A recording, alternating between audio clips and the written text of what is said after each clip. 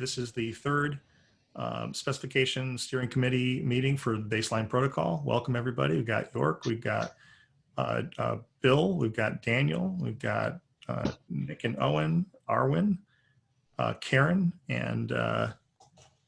And Doug and Jeff. Doug and Jeff are guests, and they're interested. They can talk about Rhombus a bit, but they were interested in joining, so I invited them as guests.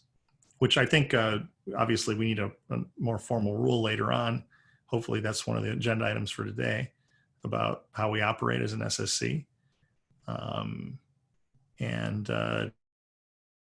But that's, you know, maybe one rule is that guests are allowed. These are public meetings. I am recording. If anybody has a problem with that, drop off, please. And with that, we'll begin the meeting.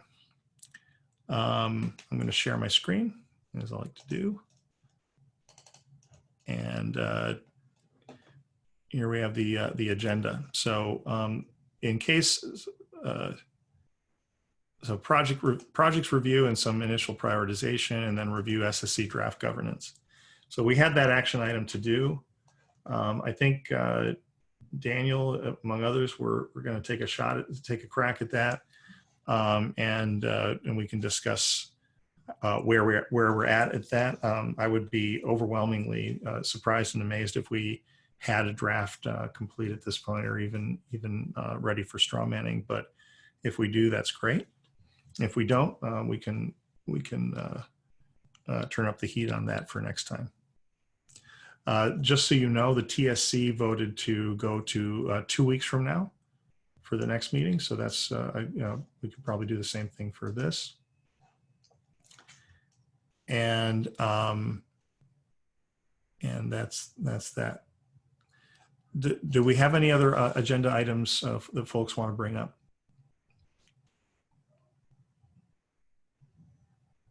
I think we lost Karen there for a second, or maybe my screen's just, no, there's, no, there you are. Yeah, and there's Stefan. And Arwin's there. So yeah, okay, good. My screen was only showing a couple of people. Okay, do we have other agenda items? Give a few minutes to discuss that. I'll just go around the room. York, do you have anything that you'd like to discuss today? No, I don't think so. Okay, Bill? My present path of development in baseline is addressing some getting the front end up and operational. So it's not really the domain of this meeting. Right on. Daniel? No, I think that this is good. Okay. Yeah, these are two big topics. So it's Nick? I'm good, thanks. Owen? Yeah, I'm good.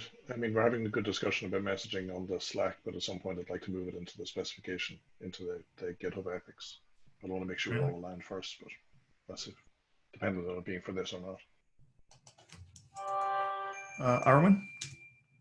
I'll sit on my side, thanks. Hey, Owen, I'd be interested in participating in the messaging discussion and making sure that obviously it's being captured somewhere besides Slack. Is it going into a document? Yeah, I think the plan is to basically get an alignment and then start putting the high level things into the epics and ZenHub, and then working our way out from there. But I think we might need to have a call at some point just to make sure we're all actually on the same page and working towards the same implementation time.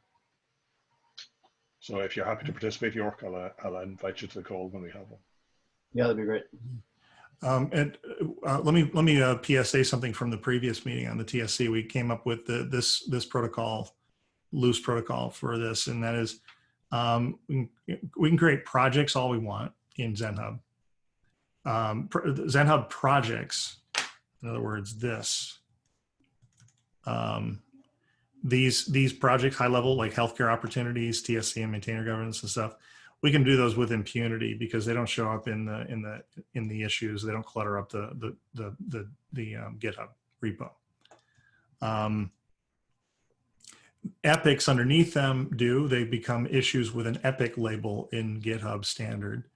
And we need to get starting on pipelining those things. And then you can create epics and stories underneath it.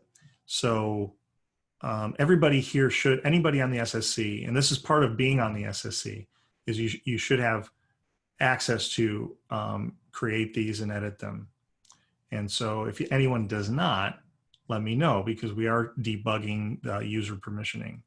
And I've identified already at least one person who should have the ability to do that doesn't. But at this point, folks should have it. Bill, double check and let me know if that's not the case. Yeah, I have access to it. Okay. I'll spare everybody the details, but it just had to do with how we set up GitHub permissions. And so that's that. And so the loose protocol is create an epic for your thing, like messaging, and then use that single item as a big doc, basically Google Doc with commenting and stuff to flesh out the project in a single epic. And then once it's been chunked out with good headers, we can turn those into epic stories and issues or tasks. Does that sound right to everybody? So just to repeat, the simple thing is you can, find a big level, high level, project level topic. If you don't see one that's appropriate, go ahead and create one, no big deal. We can discuss it at the next SSC meeting.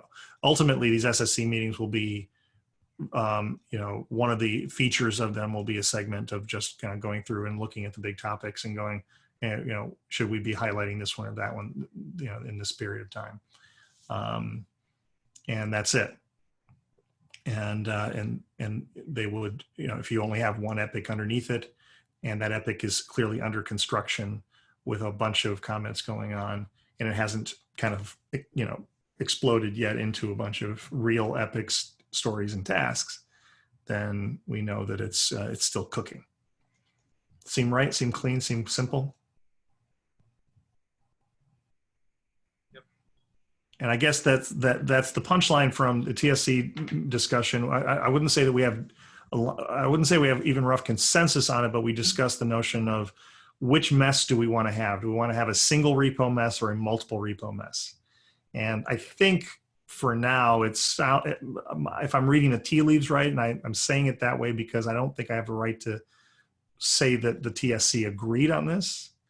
I don't think I could rightly say that we agreed on it yet, but I feel that it felt to me like the general warp and woof of the conversation was that we're going to stick with one repo for now. We're just going to try to manage those epics. Bear in mind that epics show up in the engineers' lives as issues with an epic label, and too much of it creates a lot of clutter, which is something we want to avoid. Okay, so that's that. Let's see, I skipped over. So Owen, Arwen, Karen, any topics?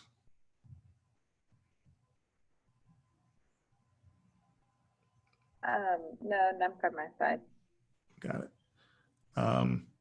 I've got one I'm going to ask you about later about use cases, but for now, and Doug and Jeff, do you want to bring up anything about Rhombus, or are you just here to listen and learn? Yeah, here to listen and learn, and thank you for having us. No, you're welcome. Hi, John. This is Steve Short from BP. Hey, Steve. Hey, sorry for joining late. I just wanted to comment on your single repo versus multi-repo mess.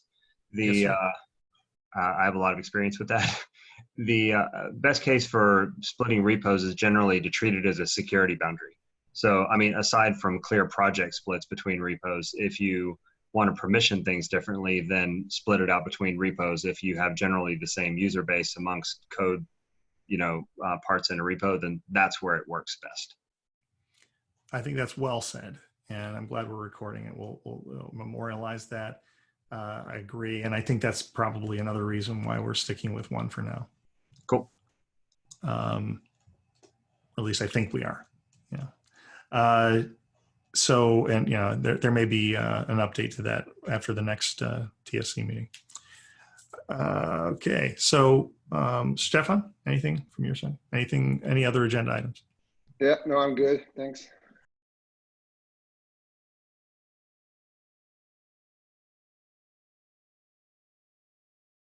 The draft governance. Oh, no, that should go up top. So let's talk about draft governance for starters and give that some good time. Daniel, do you want to say anything about that?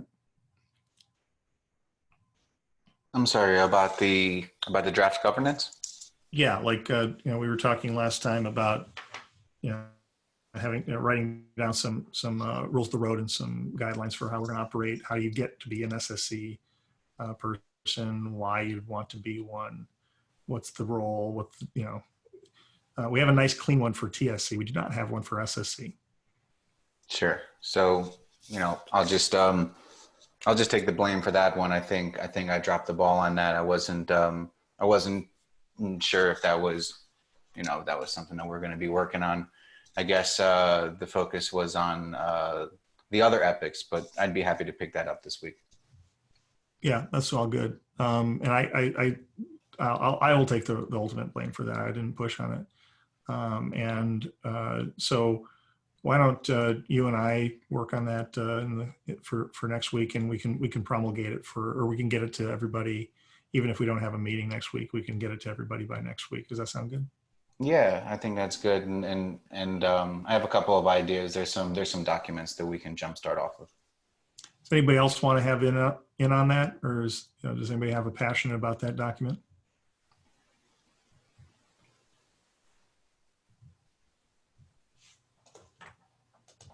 Okay. You and me, Daniel. Let's do it. Okay, priorities for the coming weeks. Real world integration, or before we move on, what are people's thoughts about high level thoughts that we can, let's get 10 minutes to discuss how we want to govern the SSC. Let's get those in so that we can have some grist for the mill. York, what are the burning topics that for you? This is the specification committee. Which item are you on? Are you talking about the governance? Yeah, now? draft governance, right? So one of the things that I'll just prompt. Yeah, good. How, what constitutes getting to be on the SSC? What is, is this, we decided that the SSC is an accordion style membership, right? Unlike the TSC, which is a fixed number. Mm-hmm. But we're going to need to write down some guidelines about how to balance that.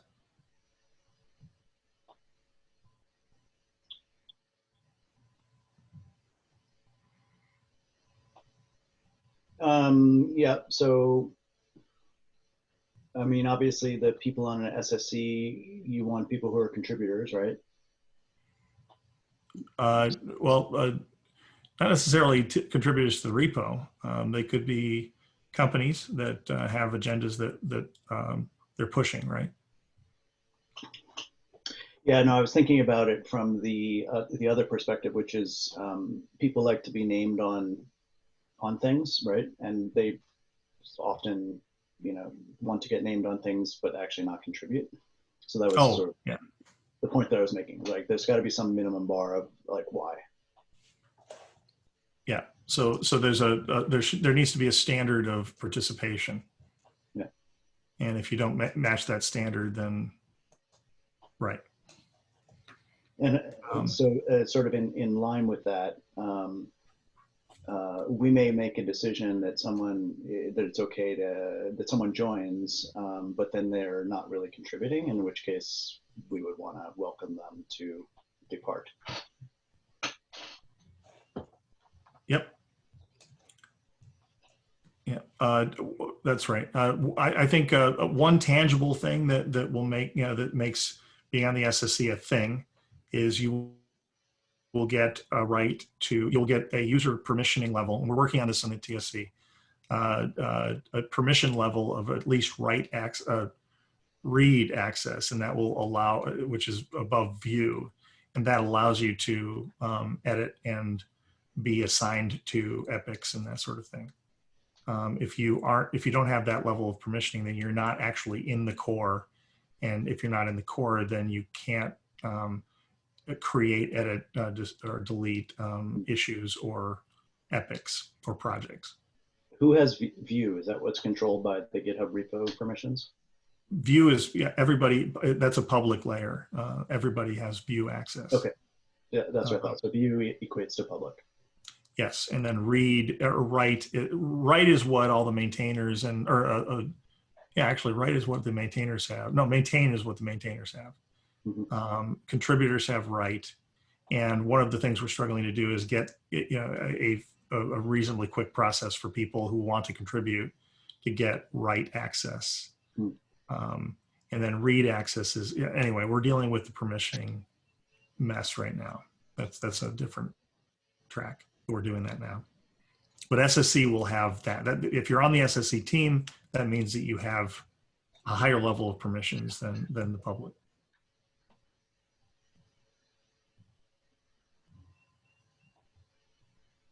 Anything else on this topic? Maybe that's a bar of contribution.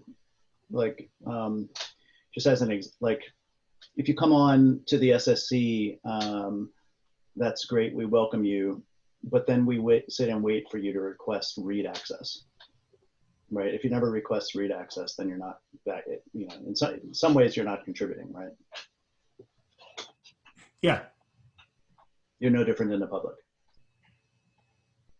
I think that's a great test, York, of people's seriousness. Yeah. Like I want to get my hands on the keyboard, right? That's different than the public, right? The public's just reading or just viewing, right? So the contributing group, the contributors, and I don't mean the contributor like what you're describing, but contributor to the repo and maintainer group is the engineering core that's actually building stuff. Yep. The TSC governs that.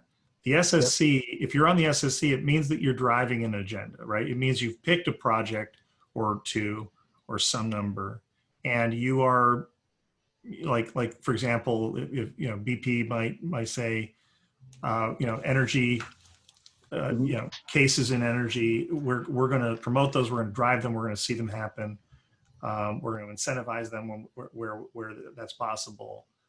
Or at least rally the flag, right? So it's to me, if somebody's saying to me, do this, then you're an SSC member, and you should either put up a project or collaborate with another group. So for example, if Jeff and Doug are here, we have system integration and Oracle work with a variety of companies already. And they would join that initiative, right? Mm-hmm. They wouldn't necessarily create a new project because we already have a project on the topic. Sure. But they would add their heft to it. So yeah, maybe a few thoughts from a sort of pure, if you will, end user enterprise perspective, right? I think that's where the lines blur a little bit on how far we actually can have teams contributing to an actual, say, touching keyboard, adding stuff to GitHub and so forth, versus being quite enough busy and thinking about how to integrate this whole thing. And you're right. I mean, when we look into adoption of open source, then there is the first question: does this have a vivid, environment where it's assured that functionality is granted moving forward? Then do I have a way to shape the evolution of it? And I think, well, at least that's where I was thinking my role would be, to kind of, be in that shaping the evolution towards the adoption versus towards the development. So in between, right? And I just, because I think we will make different type of commitments than a systems integrator does or a development shop does. And I just want to make sure we can accommodate that kind of demographic. Yes. Yeah, I'd say the same. The lines get blurred and the level of participation might look different. Yeah, I mean, that's a fair point. What would you, so I'm just trying to grok or understand what you're both saying, because I think I'm, to some extent, I hear myself a little bit coming from the same place. But if you were to define, Karen, because I think Stefan did a little bit already, what type of contribution would be a good qualifier? Let me think on it. I hesitate to give a complete definition now without really focusing on what is and isn't included, but the businesses that are often targeted, just they don't operate in the building of open source environments like this, so the contribution to how they get built hasn't really been defined yet. And yeah, that just needs some more thought behind it before I really give a complete answer on kind of segmenting where collaboration starts in the beginning versus where it evolves to. I mean, I think if you think about some of the discussions we've had, like the messaging discussion, right? I mean, that started with conversations which evolved to, hey, I think it's this, right? To, you know, an email exchange, you know, sort of writing down ideas, right, about that particular topic, to the point where I think it's getting to now, which is, you know, putting something into an artifact of some form. And then I think maybe there's an opportunity once it's in artifact form for contributors who might be like editors or reviewers from a enterprise requirements perspective to say, yeah, yes, no, I don't agree with this, or I do, or we need to tweak this a little bit. Is that a, so that's sort of like a journey, right? Does that fit within the framework of what you're referring to, Karen? Yes and no. Okay. I think, can I just take it offline and put some more thoughts down?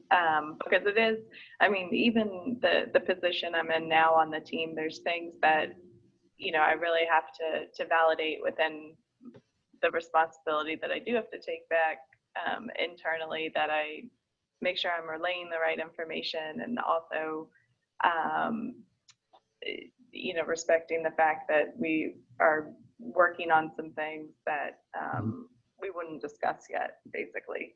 Sure. So that delineation is important, but I do believe more and more as we go forward, it's going to get blurred, but just it's something I need to clarify now before giving too much detail to it. Sure, absolutely. And I mean, and I would just add that Karen and myself and Daniel are still working on that business value sort of artifact, right? That we picked up last week, right? And so it's still a work in progress there. We just started last week. And so there's maybe that artifact gives us a little bit of an idea, right? What that would look like. I think what I generally would be looking for is just talk about, you know, what the boosters and busters are, right? I mean, you know, where do I see the big impediments, and where do I see the big, you know, the big hallelujah, right? The big thing moving forward. And so it might be that thing on top of the epics that start sort of, you know, connecting them, tying them together in a way where you can actually really in a much more straighter line get towards, you know, what a business can actually drive from it, or a business in its B2B space can drive. Mm-hmm. And then the other thing to think about is, John, you mentioned DSCSA last time. So naturally, right, there are these sort of private consortium-based blockchain, things going, and the entire business is being built with it, right? And I think maybe it would be also wise, maybe there's even a different group that needs to form, right? That's the equivalent of sort of like the business development / marketing roles, right? To really, get a sense of what else out there is going down the path that we all feel we need to leave to mainnet, right? And see where they can be picked up. And if that's the case, out of a sudden you start interacting with not, individual enterprises, you start interacting with already built sort of, groups of enterprises. I'm very encouraged by what you just said there, Stefan. I was just thinking as Karen and York were talking, that the role of the center point of all of this is, which is nominally the TSC and the SSC, and I guess myself is right now as the provisional chair, is to create a context in which many people, not everybody, but many people feel strongly and have energy towards identifying things that the center isn't thinking about and doing stuff, right? And so and saying, hey, that has to happen, and then just going and getting it done, right? Imagine if Ethereum only operated when the couple of the founders decided to do something, it wouldn't be what it is. So that's the mark of health for for baseline is that, right? That people are generating light and heat. For example, from your guidance, you've got Balaji, who is now a maintainer candidate because he's stepping up to build something against healthcare. I should hope, having said what you said, it starts to generate some attention towards biz dev and marketing, and maybe somebody just steps up and starts to lead that. So that, and I think one of the jobs of the SSC is to make sure that we are creating a context or an environment where that ecosystem is healthy. Yeah, John, I would just add there is I think it will be quite a different biz dev and marketing role than we may be used to, right? Because this plays into this external space, right? Like where enterprises are forming already these consortiums, and in there, have to already their own governance systems by which they make decisions, right?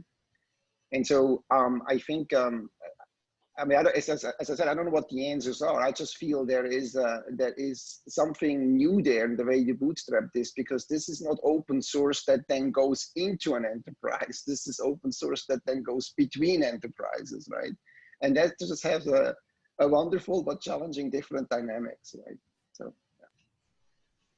Yeah, I guess just to comment on all that, I think that's something that we should be conscious of as we go through the draft governance, because as individuals are contributing their ideas and their methodologies and their best practices and the lessons learned, it turns into something that the greater community is going to be able to leverage, where maybe some of these lessons learned are something that has is a strategic advantage for a specific company.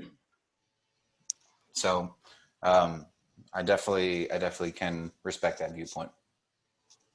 Yeah, and I want to reflect on what Stefan just said, which around open source between enterprises. That is one of the biggest interesting challenges of any of this work that we've been experiencing, that we'll experience here, and we have been experiencing in the context of enterprise blockchain consortia, is that you are standing up a new open source technology with very interesting patterns that enterprises know little about, right? And then on top of that, you're saying, well, now we're going to actually share data in a way that we haven't shared data before. And oh, by the way, are we? I mean, isn't the point that we're saying share data the way you're used to and use the mainnet as the rails, right? Yeah, no, I think that actually I think that is a difference in what we've traditionally seen in enterprise blockchain, which is enterprise blockchain is, you know, you're typically looking at you'll do the same thing here, but the implementation is different. You're right about that, John, right? But you still have to do a data privacy matrix to look at who do you share what with, who has permission on what sets of data. Arwen knows this. Arwen knows this well because he's been down this path also. And then you're also dealing with now essentially a shared workflow across multiple enterprises with a shared SLA that has dependencies on each of those enterprises and their IT teams to keep their systems running. And so the word multi-party is a very comprehensive term, right? That is very different than a lot of things that we do currently.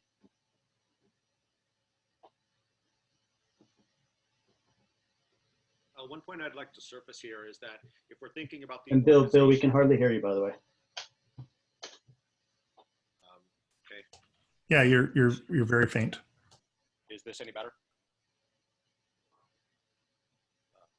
I'll have to call in to make any contributions, I guess. No, you're loud enough now. If you just speak as loud as you can.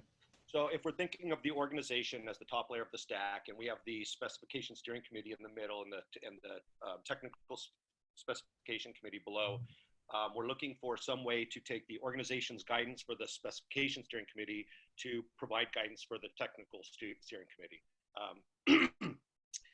And one thing I think we can do at the specification steering committee level is define assessment metrics and acceptance criteria. So for example, if we determine that something like Whisper is suboptimal, what are the metrics we're using to assess performance? And then what are the acceptance criteria for improving upon what is currently in our stack?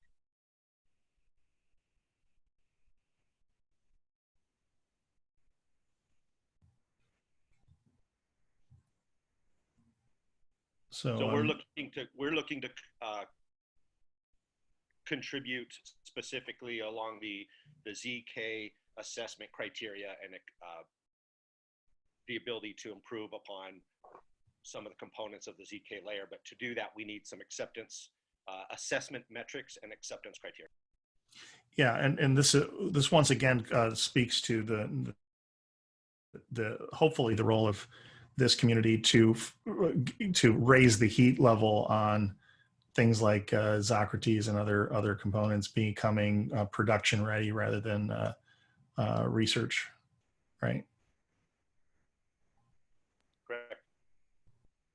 Yeah. And in the case of you mentioned Whisper, right? Like there are definitely criteria around that we would that we think are important, right? Oh, hey, speaking of which, you brought up the data privacy matrix and shared SLA. I wrote the note down here on the screen. Yep. Is that a tool opportunity? And when I wrote tool opportunity, I was reminded that next time, so the CEO and one of the chief technologists of Truffle have asked to join the SSC. And again, we need a formal procedure. I told them, yeah, show up, but it'd be nice to be able to say, yes, this is how you become that, and it's really easy. And yes, so we'll get that document done this week. But what was very encouraging is that all we've been hearing about is baseline, and I don't want to speak for them, but that was a thing that I heard on the call. Yeah, I was actually on the phone with the Truffle guys last week, and it's interesting. Tim and Wes were on, and Tim's description of baseline was completely wrong. so I had to politely correct him in the conversation we were having. But well, he must have learned because he got it right on our call, so that's good. Yeah, it was a good opportunity to give them the 1 or 2 sentence talking point. Yeah. Yeah. So not only, I mean, these guys are busy and they're the ball, and they want to not just one person here, but 2. That tells you a lot. So the data privacy matrix today I've developed a spreadsheet that we use, but I think there's an opportunity to improve upon that. You know, potentially there's more that we could do with that. And one of the questions we're actually dealing with right now, specific to data privacy matrix, and this is in the context of a private consortium that's running Quorum with private transactions, so therefore private chain transactions. The question is, again, among the parties who are participating in the consortium, is how do you prove to me that my data is not where it shouldn't be? This is reminiscent of what you said. You mentioned on the last call, so that's probably a good signal that this is an important project topic to me. Oops. Yeah. In this case, it's a private chain environment, so it's a little bit different, but I think it still has the same requirement from an enterprise perspective, right? Right. Where it shouldn't be.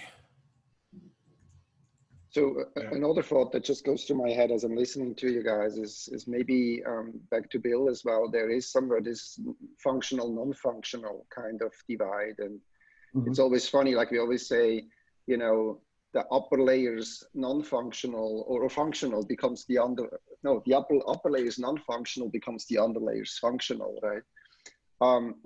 And so I think there is this very, in my mind, welcomed kind of avenue in which sort of like a business representation with say Ethereum savviness, you know, can speak to, versus we're just a business voice for purely, you know, capability kind of thinking, you know, mindset.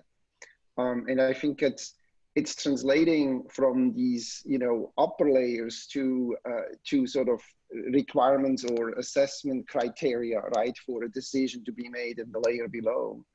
And I think that's a cascade that might be interesting to follow. And you're arriving at maybe you need to have the SSCs with chapters, right, for, you know, maybe 4 or 5 major buckets, right? You know, and maybe that helps as well to structure the many people that bring in different interests to this. I think you're going to see that actually organically happen, especially when we go from, as you know, we decided as a team to not break up into different verticals yet, but there's going to be a point where that's an obvious thing to do, right? And when that does happen, I think you're going to see a lot of that kind of divisionalization of the SSC. Well, I didn't mean the breakup on vertical, John. I meant the breakup in these many sort of things underneath, right? You mentioned messaging. You know, I will be coming in with identity. More like all these things, right? So. No, yeah, the variety of kind of compartmentalizations will start to occur, both vertical and horizontal. I agree. And I think that when we start to see that happen, I think we've met another milestone in terms of the health of the community. I'm gonna move us to the next topic, unless without dissent. Priorities for the coming weeks. Let me propose something here. I've been doing some thinking, and you know, trying to think of, you know, what is the 1 or 2 or 3 things that we need to focus the community on as best as we can to have health and vitality in the community. Certainly things like people stepping up and creating interesting POCs in just under a week or 2 is pretty cool. I know that Arwen and team are continuing to work on Radish and the extension of that.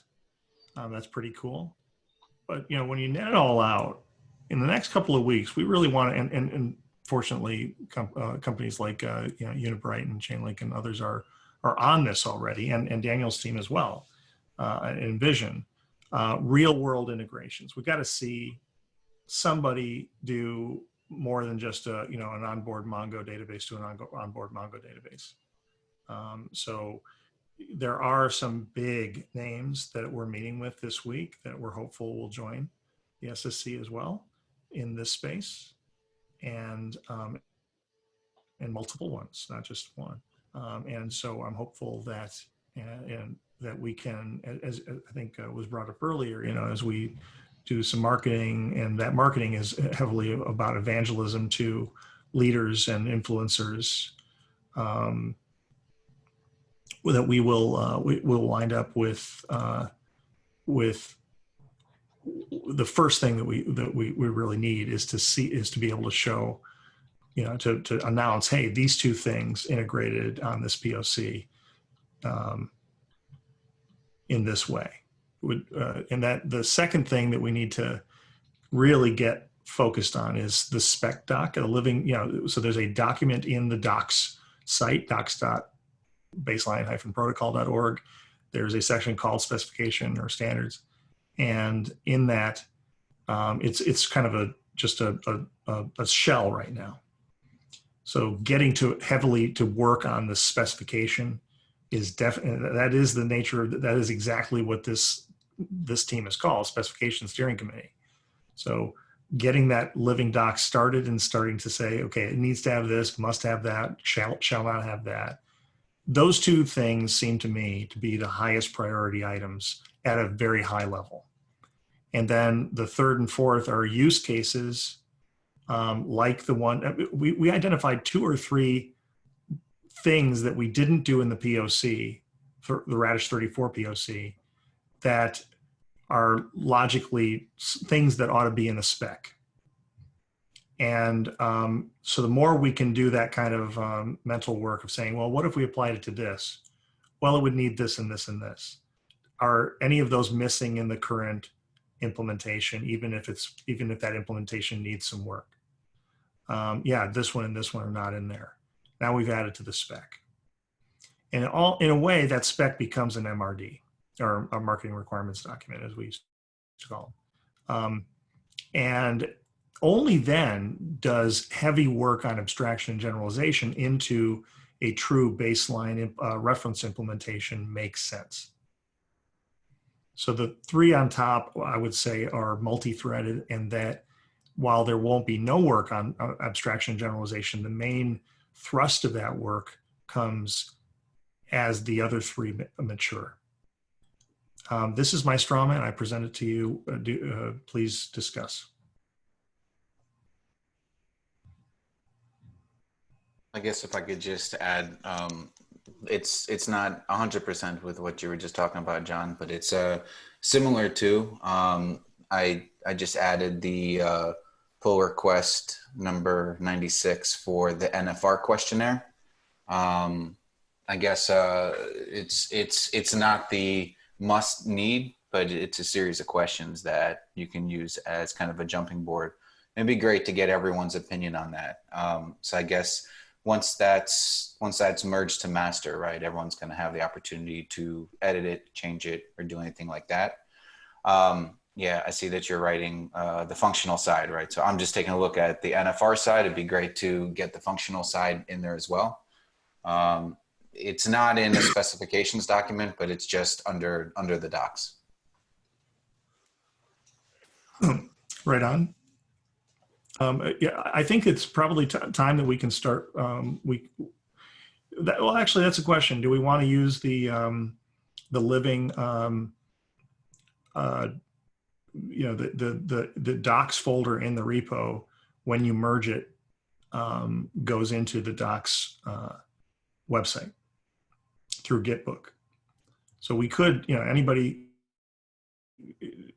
who wants access.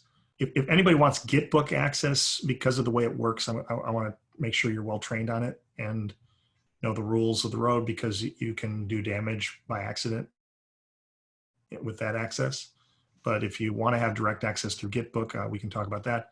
But anybody can write to the docs simply by doing writing to the .md files in the docs folder. So we could go straight into that, Daniel, and start working collectively on that. Or we could maybe strawman it into a Gitbook or a Google Doc or something like that to stage it before we put it in there. I think like to try just going straight into .md because it removes a step. But so my quick thought on here, and I'd love to hear everyone's opinion, is I don't necessarily, you know, this is just me just being completely open and honest and real.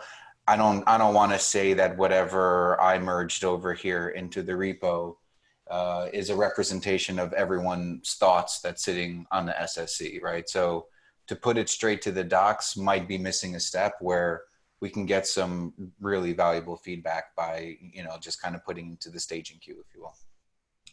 good point. So you're saying let's do a Google Doc and get all the SSC members on it. You can do it through Google Doc, or like I was saying, right, we can put it into the repo.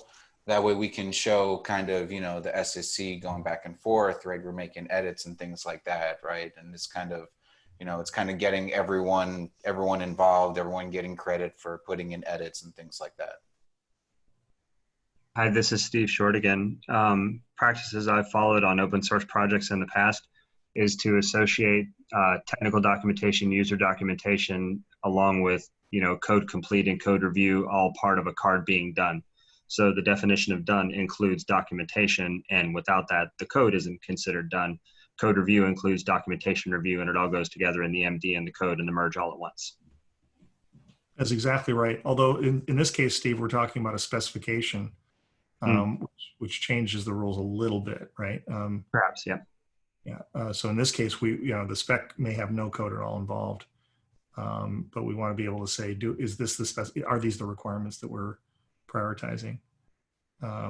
My general feeling is technical people don't like to write docs, and MD lowers the barrier to docs enough that you can get technical people to write them. Google Docs plus an MD might introduce a wrinkle just for, you know, awareness. All right, let's stick with what Daniel's suggesting. Does anybody dissent with that? Then we just use the. It's still in Markdown, right? Correct. Daniel. Mm-hmm. Exactly. Does anybody have trouble working with Markdown? So what we're doing, John, is we're just going to do the specification in Markdown and make sure then it's going through the review process before it actually gets merged into master. Yeah, and it sounds like what Daniel's saying is that before we do the official, that, you know, we can have sort of an intermediate item. So in this case, item number 96 in the repo is that's not a pull request, is it? It's an issue, isn't it? It's in as a pull request. It's not yet merged to master. Okay. So I see. So what you're saying is we work off of that. We work off. Is that a branch? It was a branch, yeah. So we could create a specifications staging branch. Let's do that. Specification staging branch, and let's do that directly in the docs. I'll take this offline and provide a link. Daniel, I'll work with you on that. Sure. That's a good idea, right? So we have that specs branch. It won't mess with master. It won't get into the docs, the actual published docs, until we all kind of feel like it's baked enough to do. Yeah, that's perfect. I just want to make sure everyone's comfortable with it first. Yeah, but it means the merge to master can be controlled by the team with actual maintaining privileges as well, which is useful.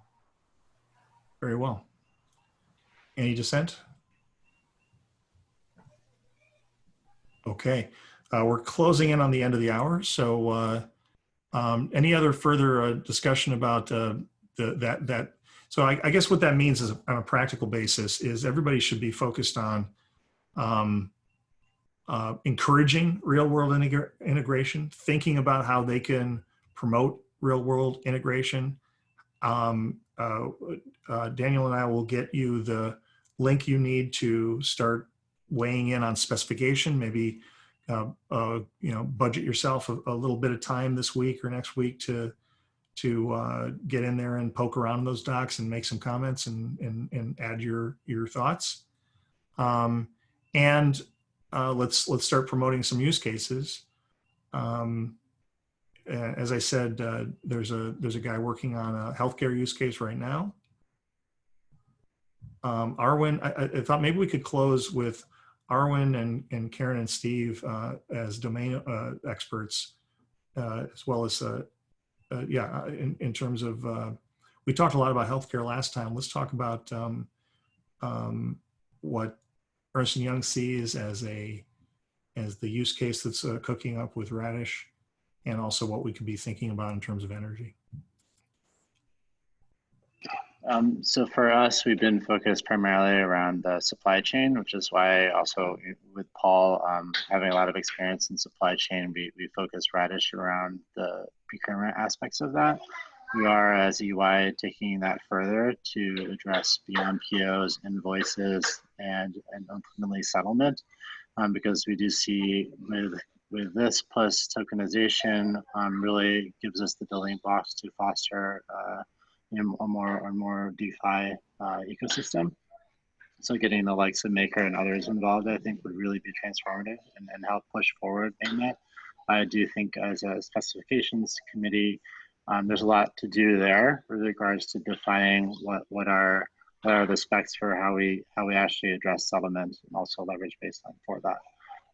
So just again, thinking about the broader ecosystem. I do think it's also important that we don't fragment too early. I know we discussed this before, but my view for blockchain, if we do this well, is that we are able to build multiple solutions, right, that will be interoperable with one another. Some of that involves adhering to certain standards, and I don't know if we've locked this in yet either, but that's something else that we should probably revisit, is on what are the standards that we are looking to push forward under the Ethereum ecosystem, or whatever the mainnet is that we end up leveraging. That's great, Arwen. What are your thoughts about the challenges of going from, say, the POC to invoice? Are there projects that we need to do as a community to help make that a good, I know the next step is to add the ability to do invoices and to do manufacturing tracking, right? Yeah, so I think some of it is again around establishing the standards that the broader community will want to adopt. So, and some of that's the formats of the data that's going to be transacted amongst the members of the ecosystem. So this is the data that we need to structure a PO or an invoice. A lot of what we've done in tokenizing a PO already lays the foundation for being able to do similarly with an invoice, right? But that ultimately we want to get to a place where we can do three-way matching, right, and do that on chain, right? Does the goods that were delivered to me match what was on the invoice, right? And that matches what I initially wanted to order in the PO, and does it all adhere to the terms of our contract with one another? If so, and those three things match, then I can issue payment, right? But it would be nice to do that in a standard way because we all do it across different supply chains. And this is why it's important that we find a way to do that together, so that we're not building 5 different ways to do procurement, right? There's really a lot that's in common, more so than there is that's different. We don't have a lot of time for it, but I'd like to point you to this, if you can still see the screen. That would be a good place to put another project, is to say, move, get, in fact, there might already be one here on that. ZK, no, didn't get that one in yet. So we could put one in around that subject. And by the way, I should say that I'm hearing a lot of conversations that basically terminate in, hey, wouldn't it be cool if somebody created a ZOC library that governed this process, that would be regulatory compliant and auditable. So I have to think there's a real opportunity for the auditing companies, in particular E&Y, for creating those libraries and certifying them. Yeah, so we do have some other work that we've done parallel to baseline around our recent Nightfall updates, and the most recent one has a KYC component. So it's well, Nightfall is great and can enable not so pleasant things like money laundering. We want to still offer the ability for auditors and necessarily regulatory bodies to be able to access data where they need to in order to conduct audits. So that is an update that recently went into Nightfall. So feel free to check that out as well. Right on. Well, we're very close to the top of the hour. I'll say I'll let us dribble over a little bit if people can stay on for a couple of minutes, and maybe we can give some time to Karen and Steve about the same subject. I mean, what are your thoughts on projects that are relevant to the use cases and that sort of thing? And maybe you're not in a place yet where you can talk about them. I know you said that before.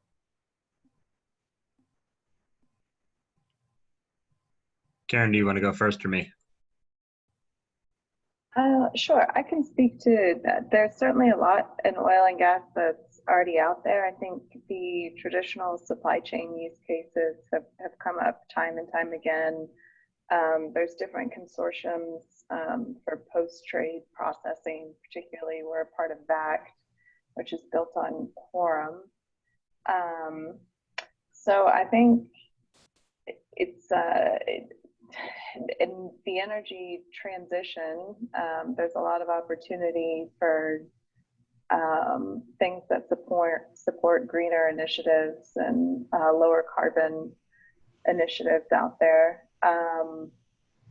And right now in energy, I mean, again, just speaking from the background of an operator, it's about cost savings in a very big way. We're kind of in an unprecedented time. So just as larger context from the business perspective, that's really where we're sitting now. I think we were, as an industry, a place that among every other, we got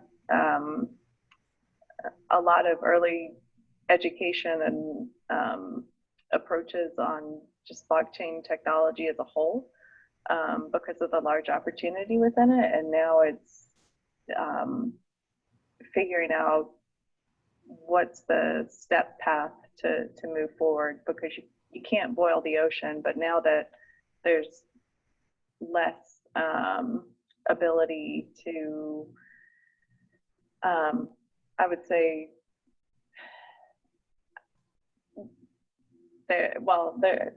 there's just more of an emphasis on making the right things work quickly. I'll put it that way. So that's really the challenge that we're facing at this point, just as a whole. So I know that's very general, but in terms of market context, I think that's not unlike what a lot of other industries are feeling at this point. So it's worth saying that just that complete picture of how things are going to look short, medium, and long term is really important.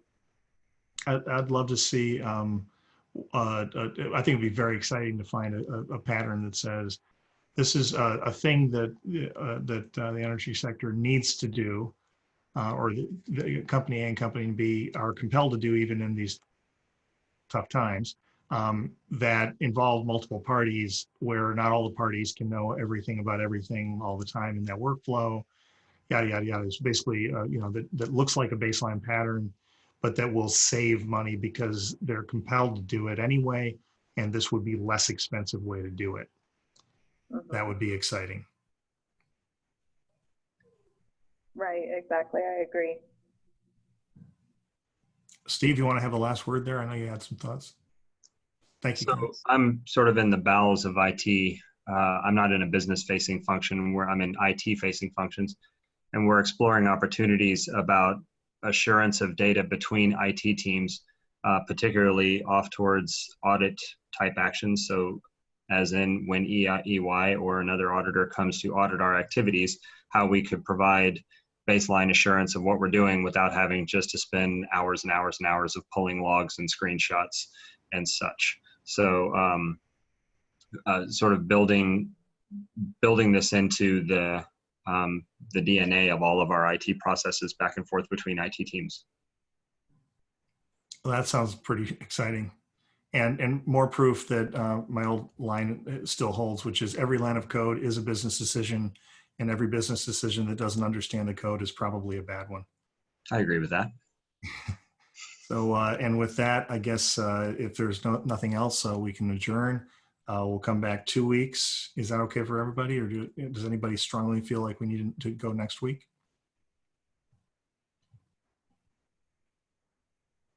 I think a 2-week cadence is good.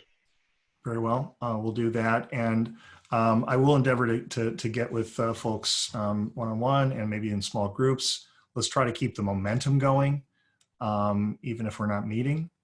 And, you know, that really comes from us. So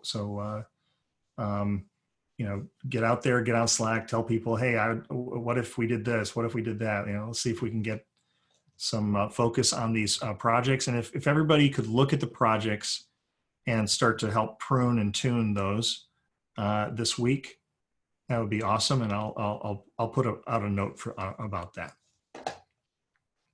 And with that, I think we can adjourn. Has anybody got anything left? Last word? All right. Talk to you all in 2 weeks. Thank you, John. Thanks, Bye-bye. everyone. Bye, everyone. Bye.